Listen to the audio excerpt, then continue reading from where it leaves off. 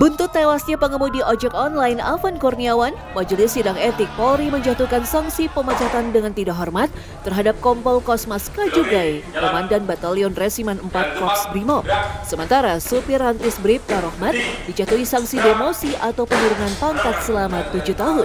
Keduanya terbukti melakukan pelanggaran kode etik profesi Polri. 5 anggota yang duduk di bagian belakang kendaraan masuk dalam kategori sedang. Mereka terancam sanksi patsus, mutasi, demosi atau penundaan pangkat dan penundaan pendidikan. Lantas, bagaimana sistem penegakan hukum berjalan ketika aparat negara menjadi pelaku pelanggaran hukum?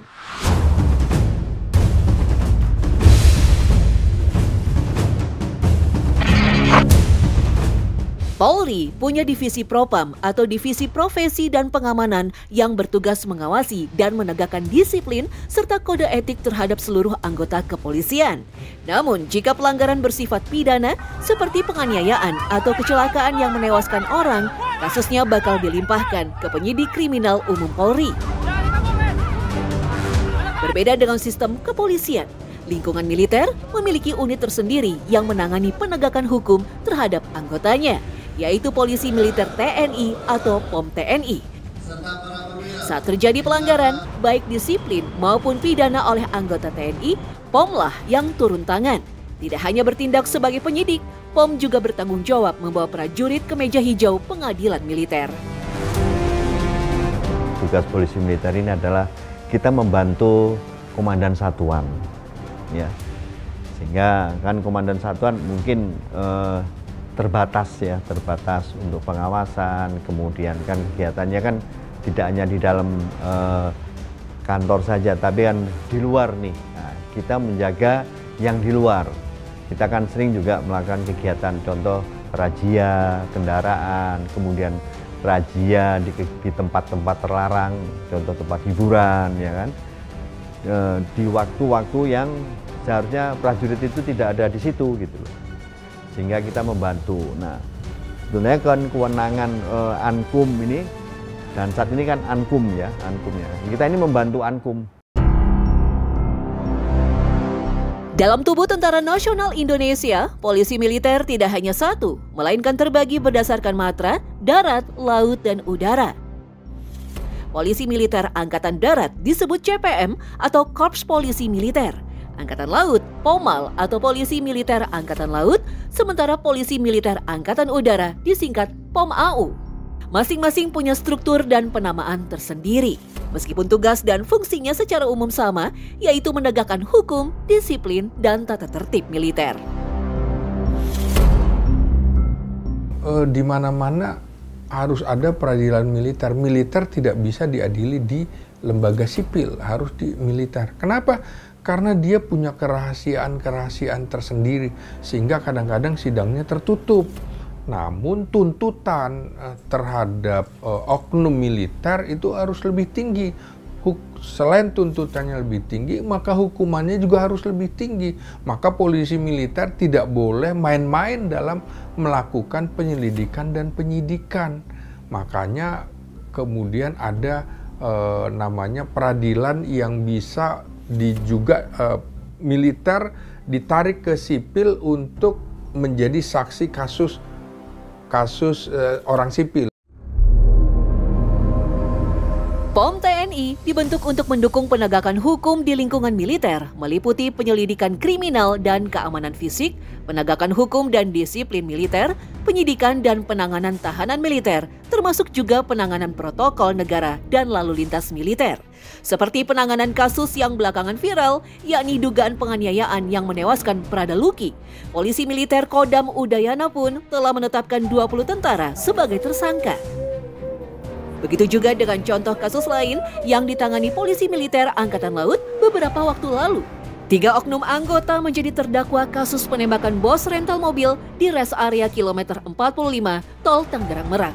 Pelaku telah dijatuhi hukuman penjara seumur hidup dan 4 tahun penjara oleh Majelis Hakim Pengadilan Militer. Selain itu, ketiganya juga dipecat dari dinas militer. Kemudian untuk menjadi seorang prajurit polisi militer ini ada tes psikotes. Nah, dari hasil pesinah kita bisa untuk diarahkan, oh memang dia sesuai untuk masuk ke cabangan polisi militer.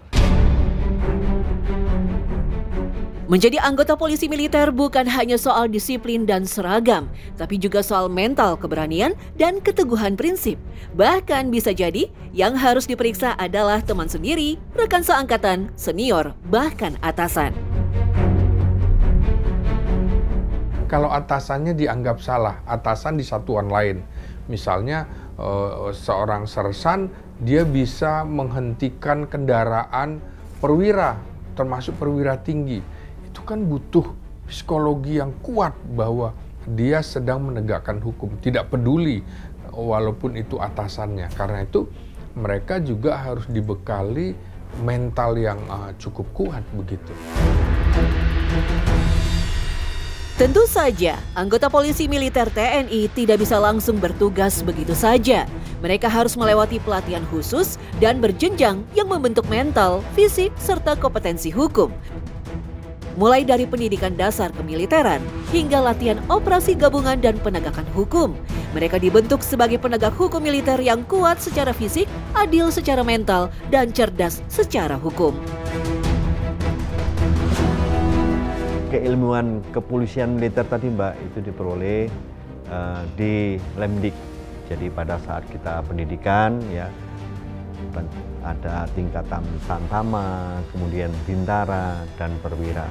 Nah di sana pada saat pendidikan itu mereka istilahnya pendidikan kejuruan ya, kejuruan kecabangan polisi militer. Contoh umpama ada kejadian seorang oknum prajurit yang melaksanakan pembunuhan nih. Kenapa dia melakukan pembunuhan ini? Tentunya kita melihat nih, kita mendatangi TKP, di sana ada korban, kemudian ada alat bukti yang ada di TKP, ya kemudian ada petunjuk-petunjuk lain, mungkin keterangan dari saksi, ya kemudian ada alat-alat yang digunakan untuk melakukan kegiatan tindak pidana tersebut. Itu yang kita diajarkan. Setiap pelanggaran oleh anggota TNI termasuk tindak pidana umum tetap diproses melalui mekanisme hukum militer, mulai dari penyelidikan dan pengumpulan bukti oleh POM dari masing-masing matra, baik Angkatan Darat, Angkatan Laut, dan Angkatan Udara. Lalu penetapan tersangka dan penyidikan berjalan tanpa intervensi eksternal, pengajuan berkas ke auditor militer, dan kemudian ke pengadilan militer untuk persidangan. Tentunya komitmen untuk transparansi dan akuntabilitas dalam penanganan kasus diperlukan agar lembaga tetap dipercaya publik, sehingga tak ada lagi ungkapan no viral, no justice. Polisi militer identik dengan seragam dan baret biru muda yang mereka kenakan.